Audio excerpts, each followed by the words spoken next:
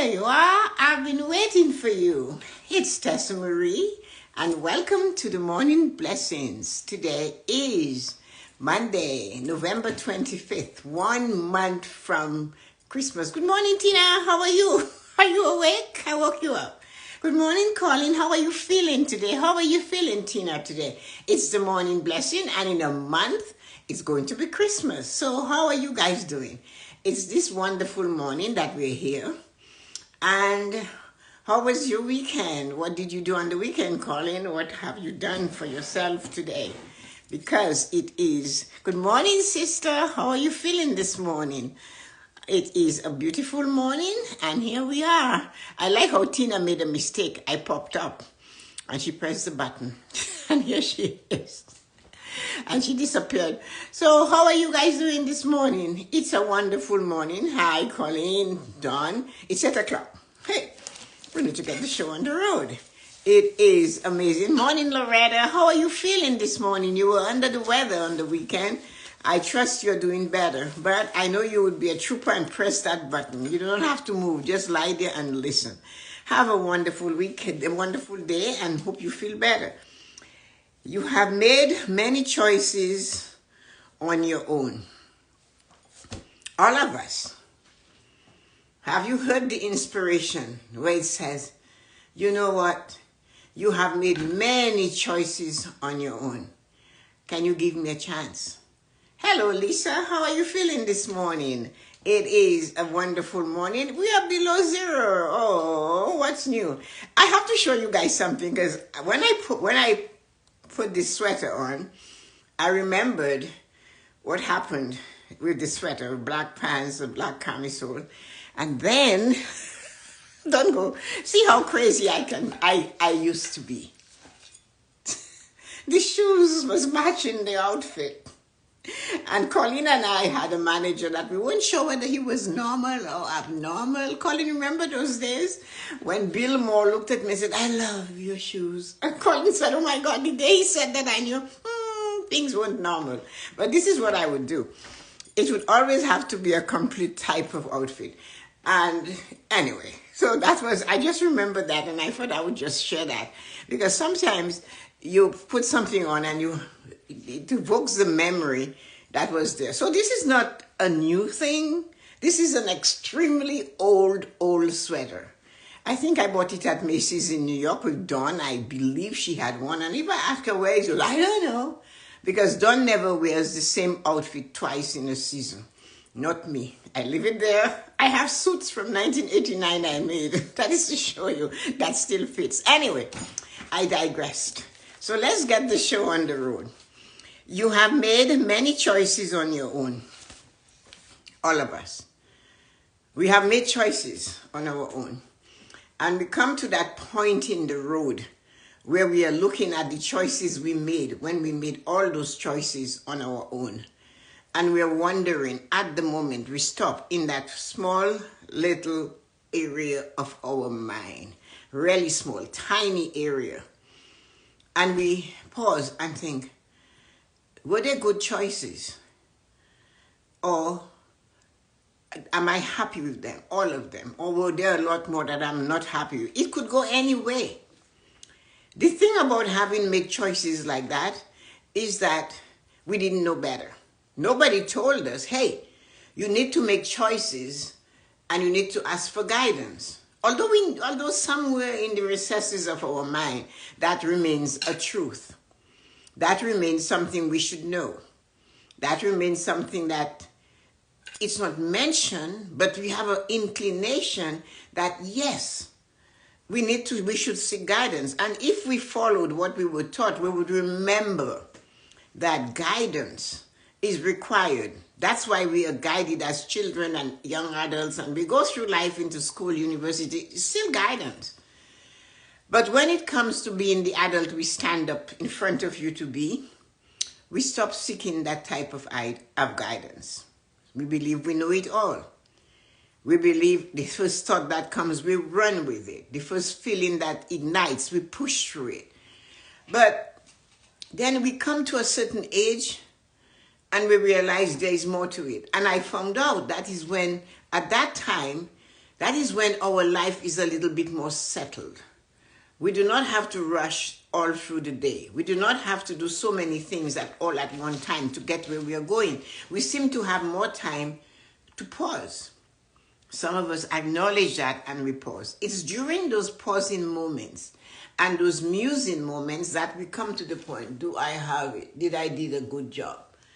And if you realize at that time, hi Georgie, good morning. How are you feeling today? How is the weather in Florida?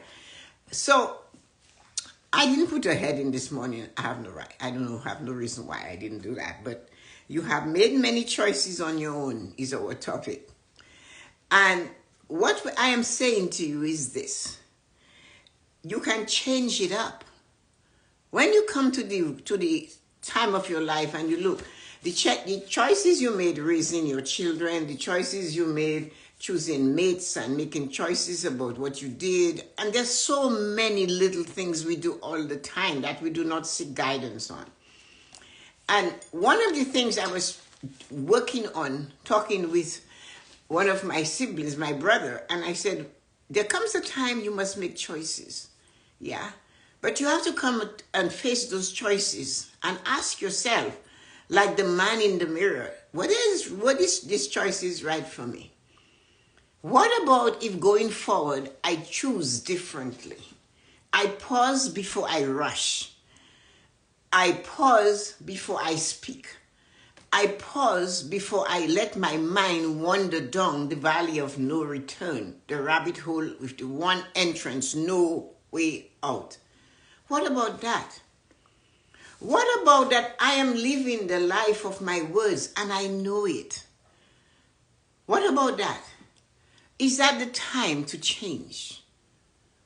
Is that the time to pause and ask yourself, what can I do now so that those things I am thinking about, I do not repeat them going forward? How do we do that? We do that when we come to, hey, adult realization. I take longer to drink a glass of water than when I was younger. I know for sure we should not drink water standing. I know now we should sit and take a break after completing something. And that is to acknowledge to ourselves and that body that we abuse so easily that you did a good job. When last did you remember to say, I know for sure this bed has energy. We know that. It's not because it's not moving unless you move it that it's dead. Energy is there. You don't move the tree, but you believe the tree has energy. Or at least you know. Or maybe you never thought of it, but somebody told you, hey, they're all moving. Everything is energy. The world is moving, spinning on its axle. But we don't feel it. Yet we question whether this has energy. Of course it does. Everything has energy. Energy moves things. You think the wind, we tap it. The water, we tap it. And what does it give us? Electricity and all different types of stuff. We put a sheet of metal on our roof and we have hydro. We get hot and cold by that. And yet we do not understand that we are made of energy. And this is why when we realize those choices that we have made that have put us where we are today, we need to stop in the moment and say, can I change my attitude towards my choices? And the question that we can ask ourselves is, how has that worked for me so far? This habit I have of letting others abuse me, of letting others telling me I'm stupid, I do not have it, I'm not good enough, I am not worthy, I will never make it. Or all of those things that people say. And we made choices in our life based on that. Or the choices that we made that we fell in love with this amazing human being because they said hi.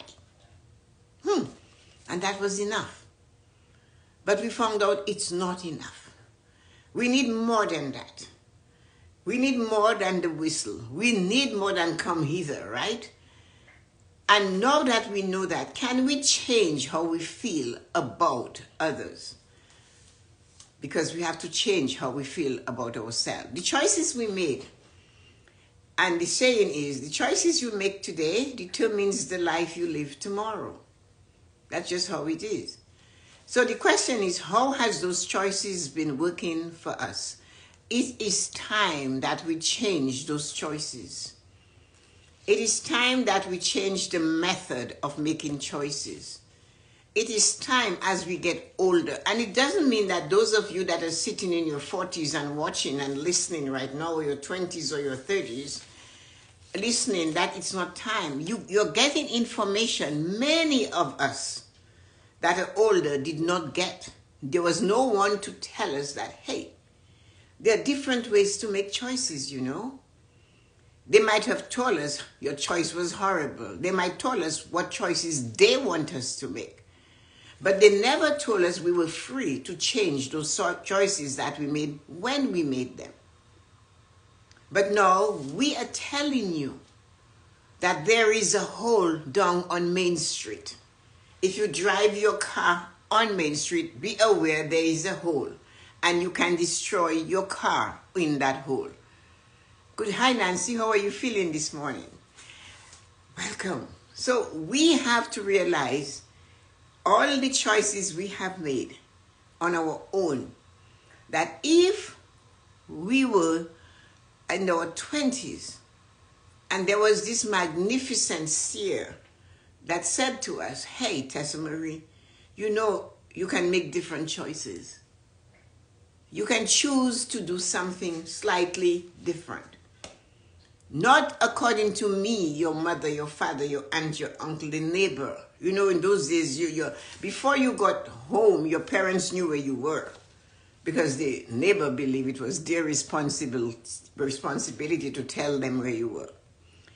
But nobody told us we can change how we make our choices. Nobody told us it is time to turn around and change how we do and what we do. Hello, Japan's Skater Report. Interesting name. Welcome to the Morning Blessings. How are you feeling today?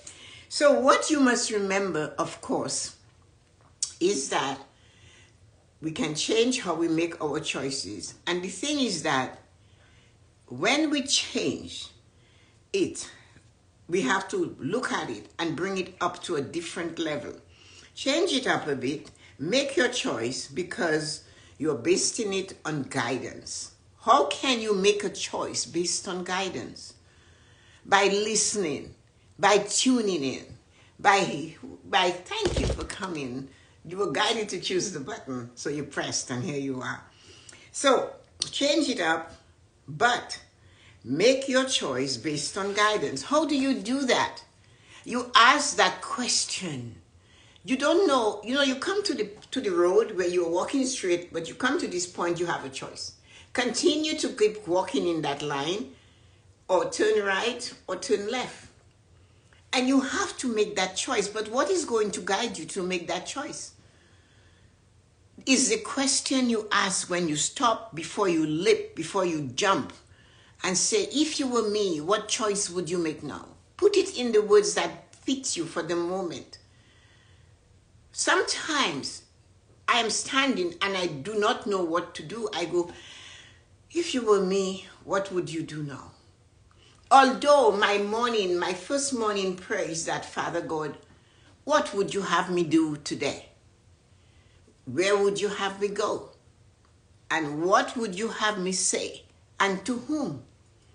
That's my prayer. But throughout the day, I usually come to a point where I need to stop and pause and say, okay, if you were me, what would you do now? Before you ramble or you jump or you fly into a situation and your foot is in a tub of butter and you cannot get out. You are stuck there and you cannot get out. So this is the time, though, that you tap into that thing, into that knowing that is inside of you. The knowing you're asking request of, what should I do now? is not over there. It's not in heaven. It's not anywhere. I asked my friend on the weekend to give me the address for heaven so I can put it in my GPS. Simple. The heaven we are seeking, we already have.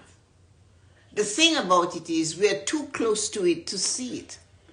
We look for heaven to be a big, audacious place. Big, huge, shiny, glittery. But we can create that heaven just where we are, if that's your version of heaven. My version of heaven is completely different, and so should yours. My heaven is swinging on a string attached to a branch. And that tree has many flowers, and the flowers are all over the string, and I am swinging in a peaceful garden. That's my heaven. That is how I feel it. That's how I see it. And then I make those choices of where my thoughts go and what decisions I make based on those moments that I can get to heaven in my head and be thankful and grateful that I can see the beauty of the moment before I make a choice. And many times in the heat of the moment, we make choices, whether it's through passion, it's usually the worst one. A choice through passion. And it's not only the passion of love with someone else, another partner. I'm not talking about that. We make choices based on emotional passion. Most of our choices we make are based on our five senses. And they're based on emotion. But no true connection to you and the individual, or to me, you. How do you do that? Is when you realize you need to pause. We have a word in the English language that is so simple, very uncommon, not used at all. You might find it in literature or in a book. Muse. To muse is to just sit there. Just sit in that moment and contemplate the action. Contemplate the surrounding. Is this the right place for me to be right now? And these are all these things that affect us. As I said, when you are sitting and you're looking at someone and you're with them and you cannot feel the energy working back and forth, or the energy coming at them gets blocked by you because it doesn't fit you. It's like wearing that pair of shoes that's hurting your foot, and you know it's hurting, but you do not know how to take it off. You are so afraid that if you take that shoe that is hurting your foot off, you will make the blister worse. So what you do? You endure. Because that was a choice you made. That was a decision you made to put those shoes on.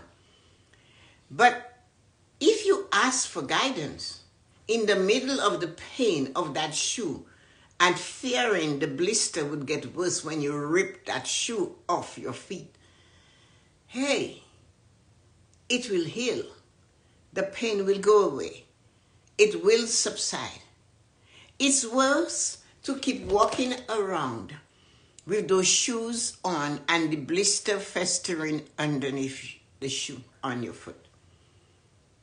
It will finally hit the bone, and it will go deeper, and it will hurt more. So this is why no matter what we do, when we have made some choices and we realize we made them all on our own, and the shoe is telling us, hey, take me off. The foot is saying, pull me out of this thing. I am hurting. We need to realize we should do that. Bear the pain for 5 minutes. Bear the pain for a year and feel better at the end of the year. Because now you're making choices. And again, when you do not know whether you should pull your feet out of those shoes, do not say to yourself, well, I bought them, I paid for them, I'll wear them, or the most common of all, you made your bed, lie in it. This is rubbish. Good morning, Larita. How are you feeling this morning? This is rubbish, utter rubbish.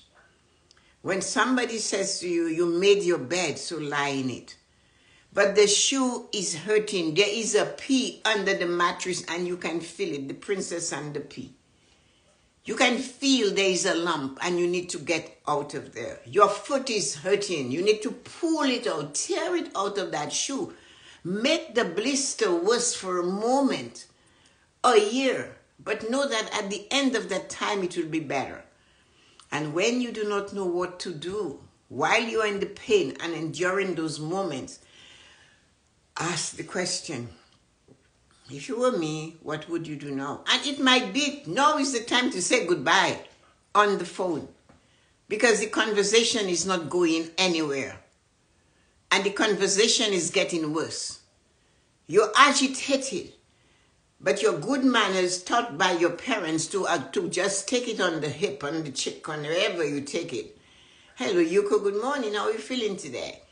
So when you do this, and you know what, I need to hang up. I have to hang up this phone. I need to stop this conversation and DM. I need to walk away. I need to never go to this place again. But your good manners, which you pride on, your parents taught you to be good, to be kind. But your face is swollen. You can't take it anymore. Your feet hurt. The blister is tearing you apart. But you're standing there because you made a choice. The choices we make are not in stone. And even stone, you notice water that is so smooth and soft can wear stone down, right? You know that. We all know that. Do we remember those things? No, we don't, because we are feeling the pain and we haven't decided to muse, sit, and ask the question, what would you do now? Because no matter what the confrontation is between water and a stone, water always finds a way. So in life, when we are having those choices we made and we realize they were not the right choices for us, we need to learn to be fluid like water. Find a way, twist and turn. Move and go this way. Stop and go that way. Stand in the moment. Plead with the world to open up for you. No matter what though, we need to find a way to change it. And when we do not know how to change it, we should go and seek advice, seek counseling. It doesn't have to be from another human being. Because you have to remember, it's going to be that person's opinion. The person can listen to you and they can say, I understand. I see where you're coming from. I experienced this myself. But that person has to remember, if you happen to be the person that they're coming to and saying something, do not immediately align yourself to it. Because you could not have had the same type of experience. Your job is to listen. Do you have advice? You can only hear it to listen. But if you do not listen, Proverbs tell you, he who responds, he who answers before hearing the whole thing is a fool. So when that person is telling you where their pain is and the choices they made that are hurting them, tell them you can change it, you know. You can make a note to do better the next time you have to make a choice. You can seek guidance from what you purport to be your God. The universe, the God you worship, yourself internally. And that is usually where you should go. You go there first and you get guided. Because if you feel good, you're going to do good. And when you do good, you're going to feel good. So if it is time to change how you have made choices on your own without connecting to self, the person that knows you the best is the 7-year-old you that lives inside of you. No judgment. Living a life, having a dream. No judgment. No stress. No pain. No torment. A life of a child. Connect and say, what would you do? But you know, big, beautiful adult, strong adult will never go and ask a 7-year-old advice, would you? Yet, they usually do. And they will tell you, if it was me, I wouldn't do this. They would tell you that. They tell you that. They already know, and we lose that because we learn to not change what we did. Sleep in the bed that you made is uncomfortable. They tell us that. Especially when it comes to be with unions with other people. Lie in that bed, you made it. You chose this person in your life. You chose this job. Nobody's telling you to let it go and pick something else. But we have the ability to change it up a bit. We do have the ability to make it. Hello, Azim. How are you feeling this morning? How is the weather in India? We have a choice. We have a choice to change it up a bit. Make your choices based on guidance. Where do you get guidance? We are enjoying winters, really? You forgot? I have been there. There is no winter there. A little bit. Make your choice based on guidance. Go in and talk to guidance and say, if you were me. Because that child that is listening to you go through something, that young adult will say, you know what? If it were me, this is what I would do. They'll tell you that. That child, that adult will tell you, you know, Mom, I would do this. This is what I would do. Not always the older ones, you know, it's the little ones that have the answer. When they haven't been tainted by life, they have these words. And they will ask you, why are you doing it if you don't like it? They're very curious. It's like I'm listening to Vanessa tricking Kylie and I'm laughing inside because I know there's one day Kylie is going to learn. And she's going to throw it right back at her. And Kylie did last week. Vanessa keeps telling, I'll take you back to school if you do not behave. And then one day she said, okay. Just like that. Before, she would behave. And one day she just said, I'm going to take you back to St. Ursula. Okay. And then Vanessa looked at her. She said, well, the custodian locked the door, Mom. And I went, what? And I just got it. Kylie knew. She still hadn't learned her lesson. This is Vanessa not learning her lesson. She goes back to Kylie days later. I'll put you on the blue bus. She said the blue bus left already. So you understand. They know. And sometimes you have to listen to what they say. And that's why you go inside and meet your 7-year-old that is inside of you and ask them, if you were me, what would you do now?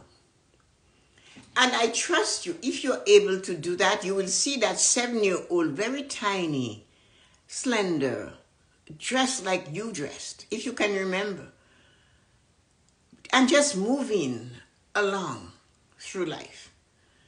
No inhibitions, no strain, no stress, speaking the truth. Changing things when they don't like it. You can see it with children.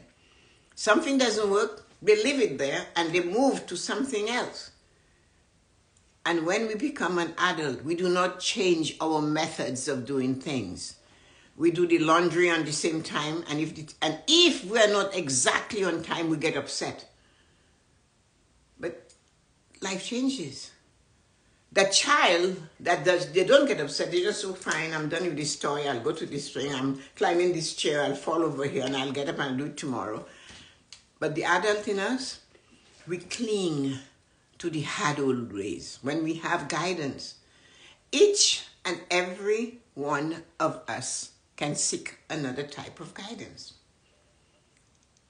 I saved this for the last because when we do not know what to do, we need to connect with our guardian angel. So you don't believe that you at 7 can tell you at 70 what to do. But I'm telling you, if you doubt that, then go to your guardian angel. and say, I need help. Remember though, although somebody said to me, you keep saying about the guardian angel help, they're not going to come. They're not going to push themselves on you because they know you have a choice. You have free will. And you can choose to call for help or sit there and die in the mess. Choose. So when you do not go to the inner child, then go and find your guardian angel. I am telling you, the results is 100% accurate. The more you use it, the better your angel will be. They're always there. Ask and you will receive. And that is right. You cannot get it. Even in life, right? Ordinary human being. The person that's not interrupt. How do I say it? I'm looking for the word. The person that comes up to you and tells you this is what you should do. Right? That is not something. When you tell this to me, it's like you just told me not to do it. So that's me. So the person that pushes their feelings on you is not right. When they want to tell you how you should live your life, it's not right, because it's already your life, not their life. And that's why I always ask, stay in your lane. For goodness sake, find your lane and stay in your lane. And if you cannot, just listen. Just listen. And do not offer. If they ask, say, I don't know. I really don't know when you don't know. But those that will push on you, they're taking away your free will. This is what you should do. I think you should. And they're always like that. And it's so difficult to live a life with these people because you can tell that they haven't thought of the words coming out of their mouth, because you can feel their energy even through the phone. You can hear it. And sometimes it makes your skin crawl. And you just know, no, you're only in it for you. You want to dump this, so you're just coming to me. But go to your angel. Your angel won't come unless you do. So, and then the thing that you must remember, do not keep going back to the angel every day with the same situation. Trust and believe, and when you have doubt, just you got this, right? Call your angel by name and say, you got this, right? And walk away. And wait to see what happens, because that is usually how it is solved. So thank you so much for coming this morning, wonderful, amazing humans. Georgie and Don and Kitty's gone from India, and Azim is hello, goodbye, Yuko, and Rita, Nancy, Georgie, Lisa, Dawn, and then Colleen, wonderful humans. So how are you feeling today? I am excited and looking forward to a new week. All the topics are done already, so I'm just going to just sit and enjoy them. No, I can't do that. I need to create. I have to create every day. I'm blessed with that gift. I have to use it. So whatever gift you have, make sure that you use it. And when you use it, enjoy it, because it's yours. It's uniquely yours. Have a wonderful and amazing day. Let me see you guys hanging. Nancy, Rita, Georgie, Lisa, Colleen, Dawn, Loretta. Thank you, wonderful humans, for being here. Have a great and amazing day. Thank you so much, and I'll see you tomorrow morning. Have fun. Bye-bye.